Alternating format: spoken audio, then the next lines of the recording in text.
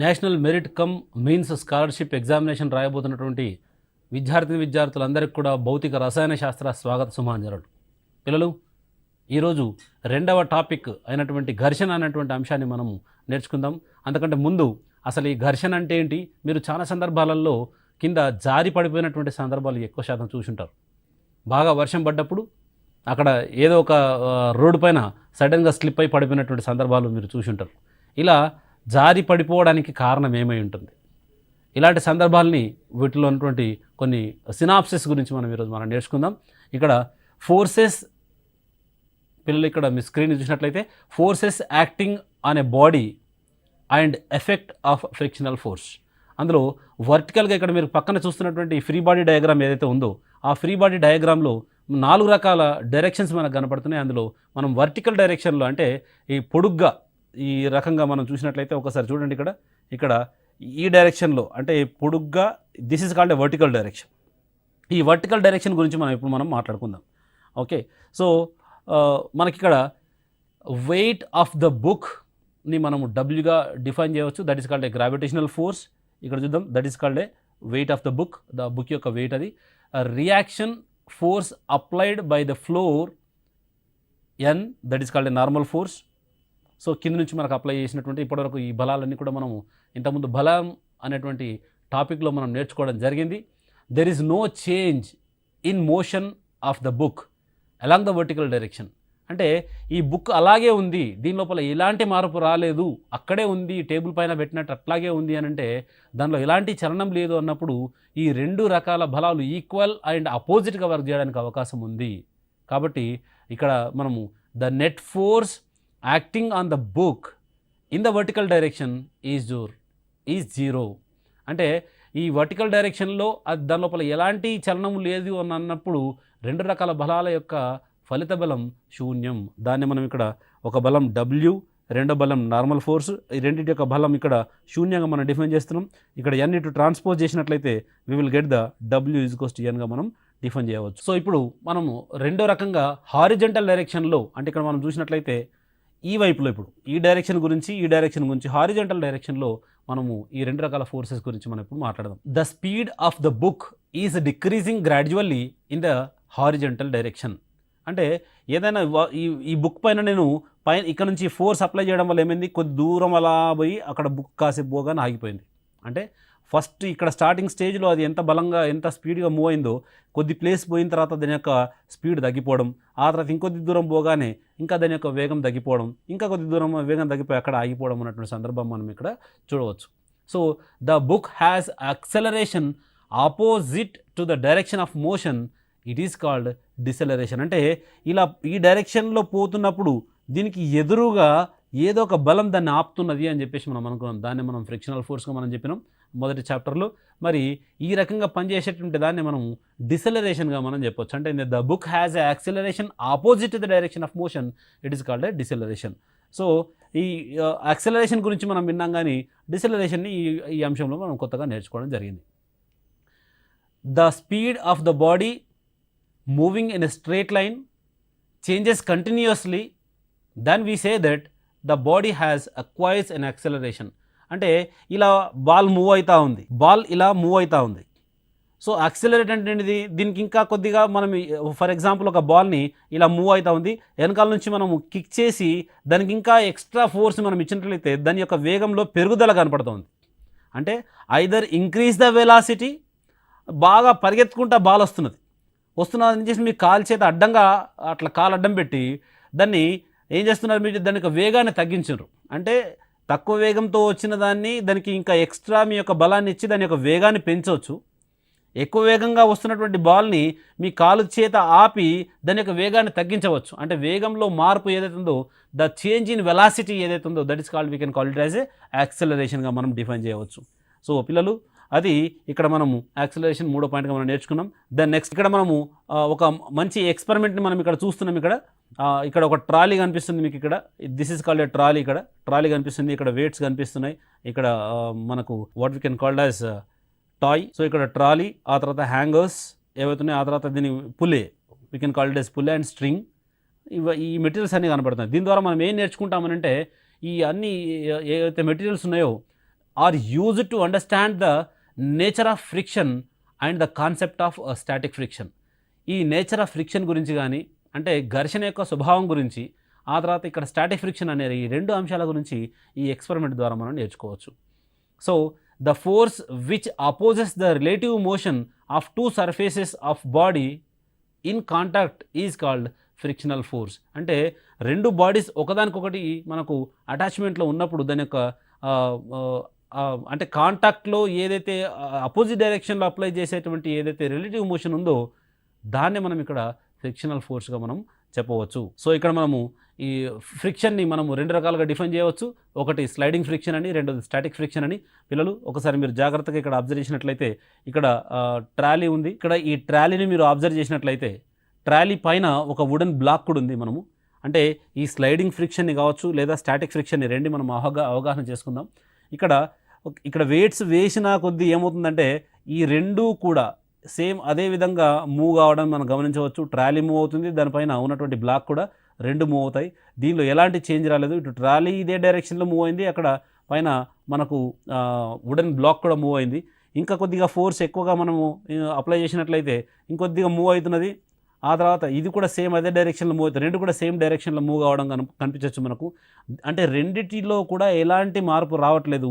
That is called A static friction అని అంటాం. ఇక్కడ పనిచేసేటువంటి ఇక్కడ ట్రాలీ కింద పనిచేసేటువంటి ఫ్రిక్షను, ఆ తర్వాత ఇక్కడ పైన బ్లాక్ కింద ఉన్నటువంటి ఫ్రిక్షన్ రెండు కూడా ఒకటే రకంగా ఉండడం వల్ల మనకి ఎలాంటి చేంజెస్ రావట్లేదు. కాబట్టి అవి కాన్స్టెంట్గా మనం ఉండడం చూస్తున్నాం. కాబట్టి దట్ ఈస్ కాల్డ్ స్టాటిక్ ఫ్రిక్షన్గా మనం చెప్పవచ్చు.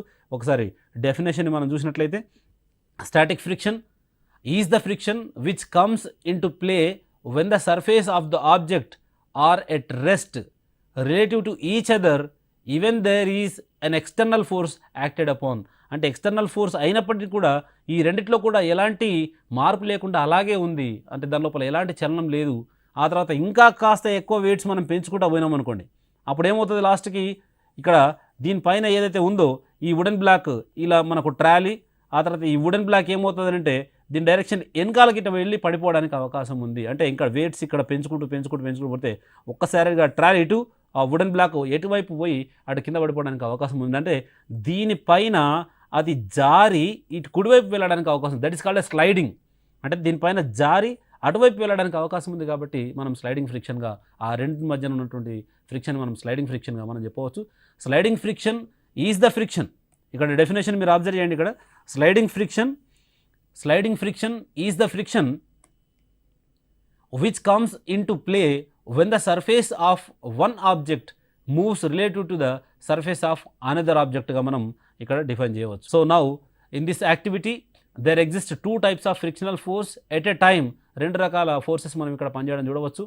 The friction between surface of the table and trolley, అంటే టేబుల్కి ట్రాలీకి మధ్యన ఉన్నటువంటి ఫ్రిక్షన్ ఒకటి. The static friction that exist between the surface of trolley and wooden block kept on it. ట్రాలీకి వుడెన్ బ్లాక్కి మధ్య ఉన్నటువంటి ఫ్రిక్షన్ మనం స్టాటిక్ ఫ్రిక్షన్ కూడా మనం చెప్పుకోవడం జరిగింది. సో ఇక్కడ మనము ఈ రెండు రకాల ఫ్రిక్షన్ని మనము ఆ ఎక్స్పెరిమెంట్ ద్వారా మనం నేర్చుకోవడం జరిగింది. Now observing the variation of ఫ్రిక్షన్లో రకరకాల మనము వేరియేషన్స్ మనం ఇప్పుడు చూస్తాం. ఇక్కడ పక్కన ఒక పిల్లాడు ఉన్నాడు. సో తను ఒక బాక్స్ పైన ఏం చేస్తున్నాడు, ఒక little bit of force apply చేస్తున్నాడు. ఇక్కడ మనకు ఫ్రీ బాడీ డయాగ్రామ్లో కూడా మనం ఇక్కడ చూస్తున్నాం. ఇక్కడ బాక్స్, ఆ తర్వాత ఇక్కడ ఫోర్స్ అప్లై చేస్తున్నాడు. This is called friction. ఈ రెండు కూడా అప్లై చేయడానికి ఇక్కడ చూస్తున్నాం మనం. పుషింగ్ ఇన్ ఫస్ట్ కేసులో మనం అబ్జర్వ్ చేసినట్లయితే pushing A heavy box with a small force. తక్కువ ఫోర్స్ అప్లై చేయడం వల్ల ఇక్కడ ఏమవుతుందనంటే ఫోర్స్ తక్కువ అప్లై చేసిండు, ఫ్రిక్షన్ కూడా తక్కువనే ఉంది. కాబట్టి ఇక్కడ ఉన్నటువంటి ఈ బాక్స్ అనేది ఇటు కూడా జరగలేకుండా అక్కడే ఉండడం వల్ల మనం రెండు కూడా కాన్స్టెంట్గా ఉంటే ఏమవుతుంది, the net force is zero అన్నాం. కాబట్టి సో ఇక్కడ force equals to net frictional force రెండు కూడా ఈక్వల్గా మనం చూడడం జరిగింది. ఇది ఈ ఫస్ట్ కేస్. అదే రెండో కేసుకి మనం వద్దాం ఒకసారి. సెకండ్ కేసుని మనం చూసినట్లయితే pushing A heavy box with increasing force. అంటే ఇక్కడ ఈసారి ఏం చేస్తాడంటే ఇంకాస్త కొద్దిగా అడుగున వెనకాల వేసి ఇంకొద్దిగా ఫోర్స్ని ఎక్కువగా అప్లై చేయడం వల్ల ఫోర్స్ పెరిగిన తర్వాత కూడా అయినా సరే ఇక్కడ ఉన్నటువంటి ఈ బాక్స్లో ఎలాంటి చలనం రాలేదు, ఎలాంటి ప్లేస్ అనేది చేంజ్ కాలేదు. అప్పుడు ఏమైందనంటే ఈ బాక్స్ తనకు తానుగా ఫోర్స్ ఎక్కువగా అప్లై చేయడం వల్ల తనకు తానుగా ఆ సెల్ఫ్ అడ్జస్ట్మెంట్ అయిపోయి, అంటే ఫ్రిక్షన్ ఏదైతుందో సెల్ఫ్ అడ్జస్ట్మెంట్ అయిపోయి అక్కడే ఉండడాన్ని మనం ఇక్కడ గమనించవచ్చు. దాన్ని మనము static friction is a self adjustment ఫోర్స్గా మనం చెప్పవచ్చు. అంటే ఆ ఘర్షణ కూడా ఆటోమేటికల్గా అడ్జస్ట్ చేసుకొని ఫోర్స్ పెరిగినప్పుడు ఘర్షణ కూడా పెరగడం అనేది సెల్ఫ్ అడ్జస్ట్ చేసుకోవడం వల్ల ఇక్కడ మనము ఈ సందర్భంలో కూడా F ఉండడం అనేటువంటిది మనము గమనించవచ్చు. అంటే రెండు సమానంగా ఉన్నాయి అని అంటే ఆ వస్తువు ఆ బాక్స్ యొక్క ప్లేస్లో మార్పు రాలేదు అనేటువంటి అంశాన్ని మనం ఇక్కడ నేర్చుకోవచ్చు. సో నౌ ఈసారి ఏం చేద్దామంటే థర్డ్ కేసులో pushing A heavy box with keep on increasing force, ఇంకా కంటిన్యూస్గా దాని మీద ఎక్కువ ఫోర్స్ అప్లై చేసుకుంటూ పోతే దేనికైనా సరే ఒక లిమిటింగ్ ఉంటుంది కాబట్టి the applied force is more than the limit of the static friction, the body starts to move. అంటే ఎక్కడ దాకా అయితే స్టాటిక్ ఫ్రిక్షన్ ఆపగలిగేంత శక్తి ఉందో అక్కడ దాకా మాత్రమే ఆపి ఆ తర్వాత ఇంకా ఫోర్స్ ఎక్కువైంది అనుకోండి, అక్కడ స్టాటిక్ ఫ్రిక్షన్ క్లోజ్ అయిపోయి స్లైడింగ్ ఫ్రిక్షన్ స్టార్ట్ అయిపోతుంది. అంటే స్టాటిక్ ఫ్రిక్షన్ అనేది ఎంతవరకు అయితే వెయిట్స్ మనం అప్లై చేస్తామో అక్కడ వరకు అది ఆ ఫ్రిక్షన్ని ఆపి ఉంచగలుగుతుంది. అంటే దాని యొక్క కాన్స్టెంట్ పొజిషన్లో ఉండడానికి దాని ఒక సర్టెన్ లిమిట్ అనేది ఉంటుంది. ఆ లిమిట్ వరకే ఆ ఫోర్స్ పనిచేస్తుంది. అక్కడ దాకా static friction. When it is converted more force automatically the object is moving towards right or left. అప్పుడు ఏమవుతుందంటే అది it converted into the sliding ఫ్రిక్షన్గా మనం చెప్పవచ్చు. సో దీన్ని ఈ థర్డ్ కేసులో మనం చూస్తున్నాం. ఆ తర్వాత ఫ్యాక్టర్స్ ఎఫెక్టింగ్ ఫ్రిక్షన్. ఇక్కడ పిల్లలు మనం అబ్జర్వ్ చేసినట్లయితే effect of roughness on frictional force. ఇక్కడ మనము రైట్ సైడ్ మనం ఇక్కడ ఒక పిక్చర్ కనిపిస్తుంది మనకి. ఇక్కడ మార్బుల్స్ ఉన్నాయి ఇక్కడ. ఆ తర్వాత ఒక వుడెన్ బోర్డు ఉంది ఇది. ఆ తర్వాత మనం ఇక్కడ మార్బుల్ని ఏం చేస్తున్నాం అని అంటే దీనిపైన డ్రాప్ చేస్తున్నాం, ఇలా ముందుకు వెళ్ళిపోయింది. సో ఇది ఈ మార్బుల్ అనేది ఈ ప్లేస్ నుంచి మనము ఈ ప్లేస్లో ఇక్కడ ఎంత దూరం దాకా వస్తుందో ఆ ప్లేస్ని మనము డిసైడ్ చేసి ఎక్కడ దాకా వస్తుందో మనం చూడవచ్చు. ఈసారి ఏం చేద్దామనంటే ఇక్కడ కింద ఈ ప్లేస్లో ఇక్కడ నుంచి ఇక్కడ దాకా ఉన్నటువంటి ప్లేస్లో మనం దీన్ని అంటే మార్బుల్ ఇక్కడ దాకా వచ్చి దీనిపైన పడి మూవ్ కావాలి. సో ఈసారి ఈ ప్లేస్లో ఒక క్లాత్ని తీసుకుందాం. క్లాత్ని తీసుకొని క్లాత్ పైన మనము దాన్ని పడిన తర్వాత ఎంత దూరం వరకు మనకి వెళ్ళగలుగుతుందో చూసి అక్కడ దాకా ఒక మనము లైన్ని డ్రా చేసి ఆ డిస్టెన్స్ని ఒకసారి పర్టికులర్ ఎక్కడి నుంచి అయితే మనం క్లాత్ వేసినామో అక్కడ నుంచి ఇక్కడ దాకా ఆ డిస్టెన్స్ మనం క్యాలిక్యులేట్ చేద్దాం.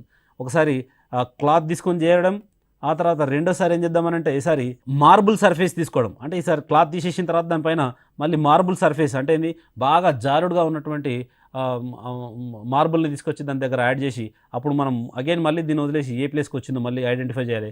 ఆ తర్వాత మూడోసారి గ్లాస్ సర్ఫేస్ని తీసుకొని ఈసారి ఈ ప్లేస్లో గ్లాస్ సర్ఫేస్ని మనం పెట్టి మళ్ళీ అగైన్ మార్బుల్ని మళ్ళీ వదిలినట్లయితే అది ఎంత దూరం వరకు వెళ్తుందో మనం చూసినట్లయితే అంటే ఒక మార్బుల్ ఇక్కడ స్లైడ్ అవుతున్నప్పుడు దాని యొక్క ఎఫెక్ట్ ఇప్పుడు మనం మాట్లాడుతున్నది ఎఫెక్ట్ ఆఫ్ రఫ్నెస్. అంటే ఇక్కడ కింద ఎంత రఫ్ ఉంటే అంత ఫ్రిక్షన్ ఎక్కువ ఉన్నట్టు. మరి ఆ రఫ్ వల్ల ఈ స్లైడింగ్ అవుతున్నటువంటి ఏదైతే ఈ మార్బుల్ ఉందో అది ఎంత దూరం వరకు పోతుంది, దాన్ని ఎంతవరకు ఆపగలుగుతున్నది ఫ్లోర్ అన్నటువంటి అంశాన్ని మనం ఇక్కడ డిస్కస్ చేయబోతున్నాం. సో ఇక్కడ ఈ మూడు రకాలుగా పెట్టినట్లయితే వీ కెన్ సే దట్ మనం ఏం చెప్పొచ్చు అని అంటే on rough surfaces there exist a large number of irregularities ups and downs. అంటే రఫ్ సర్ఫేస్ ఇక్కడ మనకు ఉందనుకోండి, దానిలో ఈ అప్ అండ్ డౌన్స్ ఎట్లా ఉంటాయంటే అప్ అండ్ డౌన్స్ అంటే ఏంటంటే పైకి కిందికి గుంతలుగా ఉండడం అనేది మనం రఫ్ సర్ఫేస్గా మనం చెప్పవచ్చు. ఈ గుంతలుగా ఉన్న టైంలో ఏమవుతుందంటే అది రఫ్ సర్ఫేస్ కాబట్టి అక్కడ మార్బుల్ అనేది మూవ్ కావడానికి అవకాశం లేకుండా అలాగే అక్కడే ఉండడానికి అవకాశం, మనకు తక్కువ దూరం ప్రయాణం చేయడానికి అవకాశం ఉంది. The force of friction is greater if A rough surface is evolved. అంటే ఫ్రిక్షన్ ఎక్కున్నది అని ఎప్పుడు చెప్తామనంటే అక్కడ రఫ్ సర్ఫేస్ అనేది ఉన్నప్పుడు, సర్ఫేస్ అనేది రఫ్గా ఉన్నప్పుడు ఫ్రిక్షన్ ఎక్కువ ఉంటుంది. కాబట్టి ఇది జాగ్రత్తగా అబ్జర్వ్ చేయండి. ఈ రఫ్ సర్ఫేస్ మీదనే ఫ్రిక్షన్ ఎక్కువ ఉంటుంది. ఫ్రిక్షన్ ఎక్కువగా ఉంది అని అంటే it is depend upon the surface. Okay, note it down. The next మనం ఇప్పుడు నెక్స్ట్ అంశానికి మనం వెళ్ళినట్లయితే సో ఇక్కడ సెకండ్ ఫ్యాక్టర్ని మనం అబ్జర్వ్ చేద్దాం. ఈ effect of area of contact on frictional force. Area మీద కూడా మనం డిపెండ్ అవుతుంది. ఇక్కడ చూద్దాం, ఇక్కడ ఒక బ్రిక్ని తీసుకోవడం జరిగింది. బ్రిక్ని తీసుకొని ఇక్కడ స్ప్రింగ్ బ్యాలెన్స్ తీసుకున్నాం, ఇక్కడ ఫోర్స్ అప్లై చేస్తున్నాం. అది ఎంత ఏరియా అనేది ఆక్యుపై చేసింది అనేది మీరు ఫోకస్ చేయండి. ఇక్కడ రెండు రకాల, ఇక్కడ ఒకటి హారిజెంటల్గా ఒకటి పెట్టినాం, ఆ తర్వాత వర్టికల్గా ఒకటి పెట్టినాం. ఇక్కడ వర్టికల్గా పెట్టినప్పుడు అది ఎంత ఏరియా అనేది కింద ఫ్లోర్కి తగులుతున్నది, ఇక్కడ కూడా ఎంత ఏరియా కింద ఫ్లోర్కి తగులుతున్నది అనే ఆప్షన్ మీరు చూడడం. ఇక్కడ తక్కువ ఏరియా అనేది కింద కాంటాక్ట్లో ఉన్నప్పుడు దానికి మనం ఫోర్స్ అప్లై చేయగానే తక్కువ ఫోర్స్ తోటి అది మూవ్ కావడం మనం గమనించవచ్చు. ఇక్కడ ఏరియా ఆఫ్ కాంటాక్ట్ అనేది మోర్ అంటే ఎక్కువగా ఉండడం వల్ల ఇక్కడ ఎక్కువగా ఫోర్స్ అప్లై చేయడం అనేది మనం ఇక్కడ గమనించవచ్చు ఈ ఎక్స్పెరిమెంట్ తోటి. సో దీంతో వాట్ వీ కెన్ లెర్న్ అని అంటే, సో ఎఫెక్ట్ ఆఫ్ ఇక్కడ ఏరియా అనేది ఇక్కడ మీరు అబ్జర్వేషన్ అయితే ఏరియా ఆఫ్ కాంటాక్ట్ అనేది ఎఫెక్ట్ ఇవ్వడం జరుగుతుంది దేనిపైన అంటే ఫ్రిక్షనల్ ఫోర్స్ పైన. So we can decide the frictional force the area of contact దానిపైన డిపెండ్ అయ్యి మనకు చెప్పవచ్చు అని చెప్పవచ్చు. ఓకే, దాని నెక్స్ట్ మరి తర్వాత మూడో ఆప్షన్కి మనం వచ్చినట్లయితే effect of normal force on friction. అంటే ఈసారి ఏం చేద్దామనంటే మనము ఇంతకుముందు ఏదైతే తీసుకున్నామో ఆ బ్రిక్ పైనే ఇంకొక బ్రిక్ తీసుకొచ్చి మనం ఈ విధంగా యాడ్ చేయాలి. అంటే మనం వర్టికల్గా ఈ విధమైన ఫోర్స్ని అంటే నార్మల్ ఫోర్స్ని మనం ఇంక్రీజ్ చేస్తున్నాం. దానిపైన ఇంకొక బరువు పెట్టినప్పుడు ఏమైంది, నార్మల్ ఫోర్స్ ఇంక్రీజ్ అయింది. సో నార్మల్ ఫోర్స్ ఇంక్రీజ్ అయినప్పుడు ఏమవుతుంది, మనం ఇక్కడ ఇటువైపు లాగుతాను, మనం ఫోర్స్ ఇటు అప్లై చేస్తాను. ఇంతకుముందు ఒక బ్రిక్ ఉన్నప్పుడు దాని యొక్క ఫోర్స్ ఎంత అయింది, అంతకంటే ఎక్కువనే అవుతుంది కానీ తక్కువ కాదు. సో అట్లాంటప్పుడు దీనికి ఆపోజిట్ డైరెక్షన్లో పనిచేసే ఫ్రిక్షన్ కూడా ఎక్కువ అవుతుంది. అంటే నార్మల్ ఫోర్స్ ఎక్కువ కావడం వల్ల ఇటువైపు అప్లై చేసే ఫోర్స్ ఎక్కువ అవుతుంది. అట్ ద సేమ్ టైం దానికి ఆపోజిట్గా డైరెక్షన్లో ఫ్రిక్షనల్ ఫోర్స్ కూడా మనకి ఎక్కువ కావడం చూడవచ్చు. అంటే నార్మల్ ఫోర్స్ ఇంక్రీజ్ అయితే so automatically the friction also increases. So both are increases కాబట్టి ఫర్ ఎగ్జాంపుల్ డిక్రీజ్ చేసిన అనుకోండి, తీసేసిన అనుకోండి, ఆటోమేటికల్గా ఫ్రిక్షన్ కూడా డిక్రీజ్ కావడం మనం చూడవచ్చు. అంటే ఈ కేసులో ఒకటి ఇంక్రీజ్ అయితే ఇంక్రీజ్ కావడం, ఇంకోటి డిక్రీజ్ అయితే డిక్రీజ్ కావడం అనేటువంటి ఆప్షన్ ఏదైతుందో దాన్ని మనం డైరెక్ట్లీ ప్రపోర్షనల్, ఈ proportional this is called A proportional symbol. So దీన్ని మనం డైరెక్ట్లీ ప్రపోర్షనల్గా చెప్పవచ్చు. అంటే ఒకటి పెరిగినప్పుడు ఇంకోటి పెరగడం, ఒకటి తగ్గినప్పుడు ఇంకోటి కూడా తగ్గడం, రెండు సమానంగా ఉన్నప్పుడు మనం ఈ డైరెక్ట్లీ ప్రపోర్షనల్ అటువంటి అంశాన్ని మనం ఇక్కడ దీన్నే అనులోమానుపాతం అని చెప్పేసి తెలుగులో మనం అంటాం. ఓకే, సో మరి నెక్స్ట్ స్లైడ్కి మనం వెళ్ళినట్లయితే friction is not necessary. So పిల్లలు ఇప్పుడు మీరు ఇక్కడ ఫ్రిక్షన్ అనేది మనకు అవసరమా అనేటువంటి అంశాన్ని మనం ఇప్పుడు డిస్కస్ చేద్దాం. Friction is not necessary. Yes, so friction is not necessary అనేటువంటిది ఒక సందర్భం. ఫ్రిక్షన్ అవసరమా, మనకు అవసరం లేదా. సో అవసరం లేకపోతే ఎలా ఉంటుంది అనేటువంటి అంశాన్ని మనం చూద్దాం. Try to walk on slippery surfaces. అంటే కింద బాగా జారుడుగా ఉన్నటువంటి ప్లేస్లో మనము కాలు పెట్టుకుంటూ మనము బతికినన్ని రోజులు అలాంటి జారుడు బండల మీదనే చేస్తున్న ప్రతి పని, చేతిలో ఒక వస్తువు పెట్టినాం అనుకోండి అది జారిపోయింది. ఒక కార్లో కూర్చున్నారనుకోండి ఆ స్లిప్పరీ అయిపోయింది, అది ఆ బైసికల్ ఎక్కిరనుకోండి జారిపోయింది, స్కూటర్ మీద ఎక్కినండు జారిపోయింది. ఇట్లాంటి ఏ సందర్భంలో అయినా సరే అన్ని వస్తువులు మీ చేతిలోంచి జారిపోతున్నా ఉన్నాయనుకోండి, carpenter will not be able to smooth in the surfaces. అంటే ఒక సర్ఫేస్ని స్మూత్ చేయాలంటే జారిపోతుంది. So you will not be able to hold the any appliances. మీ చేతిలో ఏ వస్తువును కూడా మీరు అట్లా పట్టుకోవడానికి అవకాశం లేదు. So it will not be possible to write with pen or pencil if there is no friction. రాయడానికి కూడా మనకు పెన్సిల్ తోటి పేపర్ మీద రాయడానికి కూడా ఛాన్సెస్ లేదు. అంతేందుకు మీరు నిలబడ్డ చోట ఆ విధంగా నిలబడడం కూడా ఛాన్స్ లేదు. చెట్లు కూడా ఒక చోట ఉండవు, ఇలాంటి బిల్డింగ్లు ఉండలేవు, మీ ఇంట్లో మీ అమ్మ నాన్నతో కూడా మీరు ఒక దగ్గర ఉండలేకపోతారు if friction is not necessary. So మరి ఒకవేళ ఫ్రిక్షన్ లేకపోతే అంశాన్ని చూసినాం, ఫ్రిక్షన్ ఈజ్ నెసెసరీ అంటే అంశాన్ని ఇప్పుడు మనం చూద్దాం. Friction is undesirable to in the machinery పార్ట్స్లలో మనకి చాలా అత్యవసరంగా అవసరం పడతాయి. Friction is responsible for overheating and wearing out of moving పార్ట్స్లలో కావచ్చు. Then next you need to apply oil or grease to your bicycle parts in order to make it move smoothly. అంటే చైన్లో మనకి గట్టిగా పట్టుకున్నప్పుడు ఏమైతే మనం oil వేసి దాన్ని స్మూత్గా చేయడానికి అవకాశం ఉంటుంది. ఏదైనా మన గేట్ కనుక ఏదైనా విండోస్ పెట్టాలంటే కూడా అవి గట్టిగా ఉన్నప్పుడు మనం ఆటోమేటికల్గా ఆయిల్ వేసి మనం దానికి స్మూత్నెస్ చేస్తాం. అక్కడ ఫ్రిక్షన్ ఎక్కువ ఉండడం వల్ల మనకు స్మూత్నెస్ కోసం మనం అక్కడ యాడ్ చేస్తూ ఉంటాం. Okay, so friction produces heat. ఇక్కడ మీరు రెండు చేతులను ఒకసారి గట్టిగా రబ్ చేసినట్లయితే ఆటోమేటికల్గా మీ వేళ్ళు గరంగా వేడిగా ఉండడాన్ని మనం అబ్జర్వ్ చేయవచ్చు. ఇక్కడ పక్కన మ్యాచ్ బాక్స్ కూడా ఉంది మనకు అక్కడ striking A match stick against the surface of the match box. అంటే దానిపైన ఆపోజిట్ బలం ఒక దగ్గర అప్లై చేయడం వల్ల ఫ్రిక్షన్ ఆపోజిట్గా పనిచేయడం వల్ల ఈ హీట్ జనరేట్ కావడం వల్ల అక్కడ ఉన్నటువంటి ఫాస్ఫరస్ ఏదైతుందో ఆటోమేటిక్గా ఫైర్ కావడం జరుగుతుంది. So match stick catches fire because of increasing in temperature by friction వల్ల మాత్రమే అక్కడ రావడం జరుగుతుంది. సిమిలర్ వే మనం ఇక్కడ హైయర్ ఎడ్యుకేషన్లో మీరు నేర్చుకుంటారు. Space craft returning to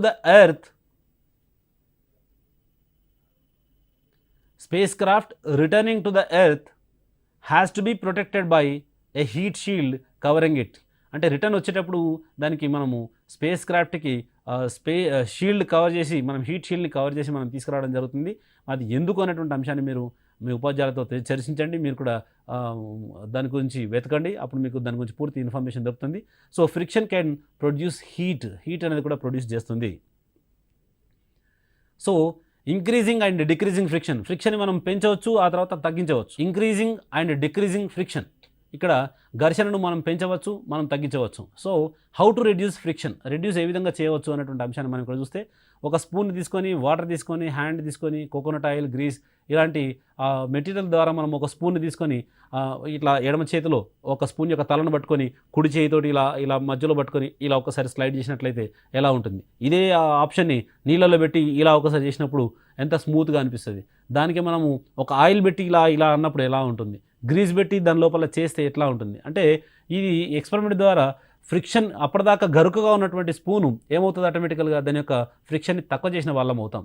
so ఇది ఏ విధంగా రెడ్యూస్ చేస్తామనేటువంటి అంశాన్ని మనం డిస్కస్ చేసినాం. అదేవిధంగా హౌ టు ఇంక్రీజ్ ఫ్రిక్షన్, అంటే ఫ్రిక్షన్ ఇంక్రీజ్ చేయడం కూడా కొన్ని సందర్భాల్లో మనకు అవసరం పడుతుంది. ఇక్కడ చూద్దాం, gymnast apply some cars substance on their hands to increase friction for better grip. మంచి గ్రిప్ కోసం ఏం చేస్తారంటే ఒక జిమ్నాస్ట్ దానికి కార్స్ సబ్స్టాన్స్ని అప్లై చేయడం జరుగుతుంది. మరి అదేవిధంగా the carrom board without powder లేకుండా క్యారమ్ బోర్డ్ ఆడారు అనుకోండి, స్ట్రైకర్ అక్కడ నుంచి జరగని కూడా జరగదు. సో అట్లాంటివి కూడా ఫ్రిక్షన్ ఎక్కువ ఉండడం వల్ల జరగకపోవచ్చు.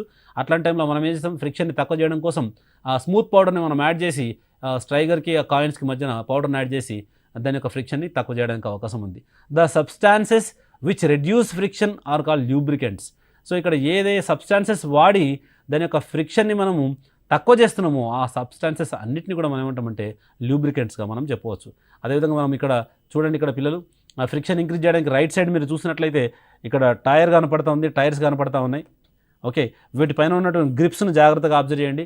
మనం ఎంతసేపు షూస్ కొన్నా, టైర్లు కొన్నా కానీ మనం దానిపైన కలర్ను చూసి మనం ఎప్పుడైనా పర్చేజ్ చేస్తాం, కానీ దాని కింద ఉన్నటువంటి గ్రిప్ను చూసి కూడా ఎప్పుడు కూడా మనం పర్చేజ్ చేయలేము.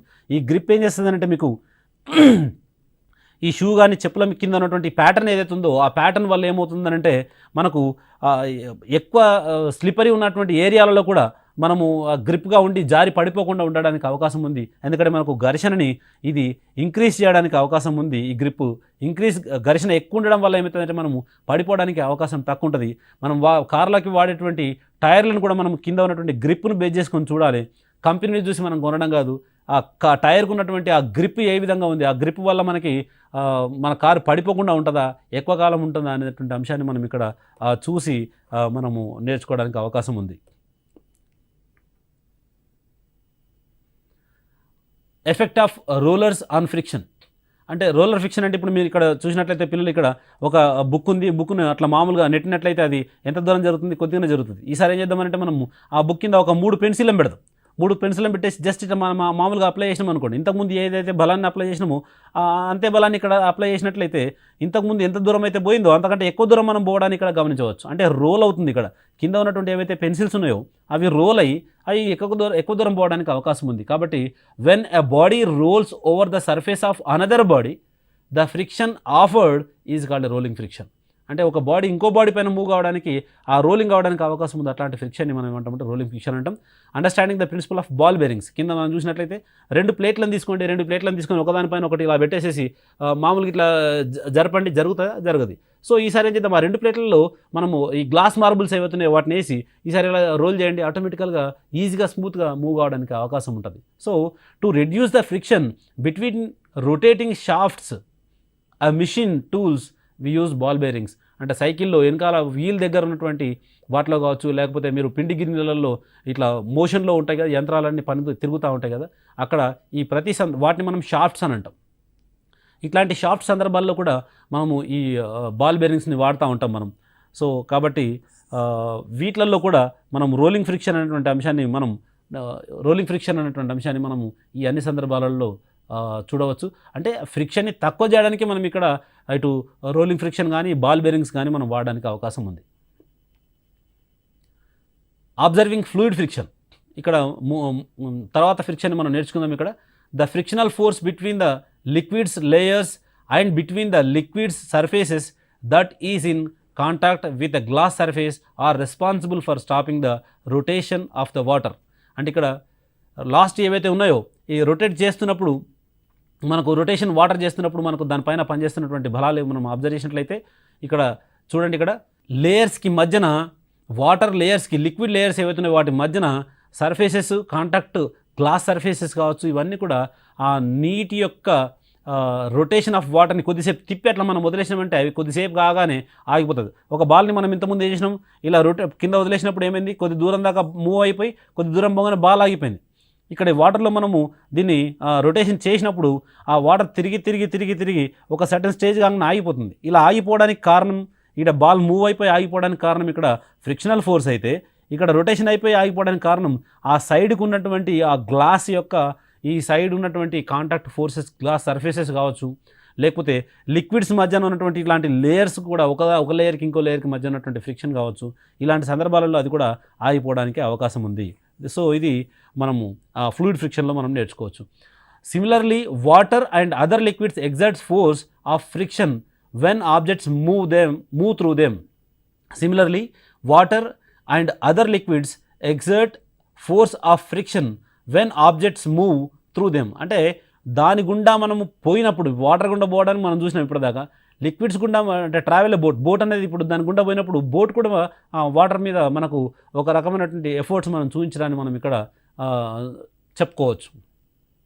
అంటే వాటర్ పైన ఏవైతే ఎఫర్ట్స్ ఇస్తున్నాయో చూసినాం ఇప్పటిదాకా, వాటర్ కూడా ఆ వస్తువుల మీద మనకు ఫోర్స్ని అప్లై చేయడము, ఫ్రిక్షన్ని అప్లై చేయడం అనేటువంటి అంశాన్ని కూడా మనం చూడవచ్చు. ఉదాహరణకి ట్రావెల్ ఇన్ ఏ బోట్ని మనం చూసినట్లయితే ఆటోమేటిక్గా దానిపైన ఎక్కువ వాటర్ వచ్చేసి మన యొక్క డైరెక్షన్ కూడా మార్చడానికి అవకాశం ఉంది. So gases and air also offer friction to bodies like aeroplanes, jets when the move through the air. అంటే ఒక్క వాటర్ మాత్రమే కాదు, మరి గ్యాసెస్ కావచ్చు, ఎయిర్ కూడా మనకు ఆపోజిట్గా ఫ్రిక్షనల్ ఫోర్స్ అప్లై చేయడానికి అవకాశం ఉంది. మరి వీటిని మనం ఏమంటామనంటే the common name for gases and liquids is fluids. అంటే గ్యాసెస్ని మనం లిక్విడ్స్ని మనం ఏమంటామంటే ఫ్లూయిడ్స్గా మనం చెప్పవచ్చు. Fluids exert force of friction on objects in motion through them. So the frictional force exerted by fluids is also called a drag. So ఇక్కడ ఈ ఫ్లూయిడ్ ఏదైతే ఈ ఫ్లూయిడ్స్ పైన మనం ఏదైతే ఫ్రిక్షనల్ ఫోర్స్ ఎగ్జర్ట్ చేస్తున్నామో దాన్ని మనం డ్రాగ్ అని చెప్పొచ్చు. మరి identifying the factors influencing the fluid friction. ఇక్కడ మనం చూసినట్లయితే ఏదైనా సమస్య మనకు వచ్చింది అని అనుకున్నప్పుడు, ఫర్ ఎగ్జాంపుల్ ఇక్కడ చూద్దాం మనం, the objects move through fluids, they have to overcome friction acting on them. So objects are given a special shape. అంటే ఈ ఫ్లూయిడ్స్ గుండా మనము మూవ్ అవుతున్నప్పుడు వాటి దగ్గర ఉన్నటువంటి ఫ్రిక్షన్ని ఓవర్కమ్ చేయాలి అని అంటే ఏం కావాలి, ఒక స్పెషల్ షేప్ అంటూ మనకు కావాలి. ఇట్లాంటి సందర్భాలు వచ్చినప్పుడు ఇక్కడ సైంటిస్ట్ మనల్ని ఏం చేస్తారనంటే ప్రకృతిని మనము ఎక్కువగా ఆస్వాదించడం జరుగుతుంది. ప్రకృతిలో ఉన్నటువంటి వస్తువులను, బర్డ్స్ని చూసినప్పుడు వాటి ద్వారా వాళ్ళకు సొల్యూషన్స్ మనము రావడాన్ని మనము గమనించవచ్చు. ఈ సందర్భంలో మరి ఒక పర్టికులర్ షేప్ ఉన్నప్పుడు మాత్రమే దీన్ని ఓవర్కమ్ చేయొచ్చు అని అనుకున్నప్పుడు ఇక్కడ బర్డ్ని చూడండి, ఆ బర్డ్ యొక్క వింగ్స్ని చూడండి. సేమ్ అదేవిధంగా మనకు ఏరోప్లేన్ని మనం ఇక్కడ అదే ఆకారంలో తయారు చేసి ఇట్లాంటి ఫ్రిక్షన్ని ఓవర్కమ్ చేయడాన్ని మనం ఇక్కడ చూడవచ్చు. All vehicles are design to have shapes which reduce fluid friction. ఇట్లా డిఫరెంట్ షేప్ చేసి ఆ ఫ్లూయిడ్ ఫ్రిక్షన్ని రెడ్యూస్ చేయడానికి అవకాశం ఉంది. సో పిల్లలు, ఇంతవరకు మనం ఏవైతే నేర్చుకున్నామో ఆ అంశాలపైన కొన్ని మోడల్ క్వశ్చన్స్ మనం ఇక్కడ చూద్దాం. Which material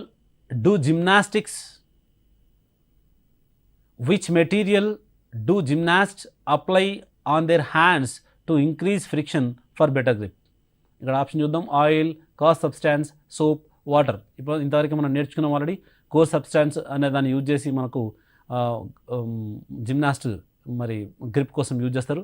the second question వచ్చేసి the friction which comes in to play when the surface of one object moves relative to the surface of another object. So దీన్ని మనము ఒక సర్ఫేస్ ఆబ్జెక్ట్ పైన ఇంకో object move కావడానికి మనము ఇక్కడ మనము 4 రకాల ఫ్రిక్షన్ చూస్తున్నాం. మనము sliding friction, static friction, rolling friction, fluid ఫ్రిక్షన్లో మరి ఒకదాని మీద ఒకటి స్లైడ్ అవుతున్నది అని అనగానే స్లైడింగ్ ఫ్రిక్షన్ గుర్తుపెట్టుకోవాలి. మరి these are all to just model questions. ఈ రకంగా మనం ఉంటాయి. టాపిక్లో మనకు ఒక పటుత్వం వస్తే, అంటే ఘర్షణ మీద ఒక పటుత్వం మనకు వచ్చినప్పుడు ఇలాంటి ప్రశ్నల్ని మనం ఎంతగానో మనం చేయడానికి అవకాశం ఉంది. కాబట్టి పిల్లలు, సో ఇంతవరకు ఏదైతే మీరు నేర్చుకున్నారో ఈ ఘర్షణలో రకాలు, మరి స్లైడింగ్ ఫ్రిక్షను, స్టాటింగ్ ఫ్రిక్షను, మా తర్వాత రోలింగ్ ఫ్రిక్షను, ఇట్లా రకరకాల ఘర్షణల గురించి వాటి నిజ జీవితంలో మనం ఏ విధంగా ఉపయోగిస్తున్నాం అలాంటి అన్ని సందర్భాల గురించి మనం చర్చించుకోవడం జరిగింది.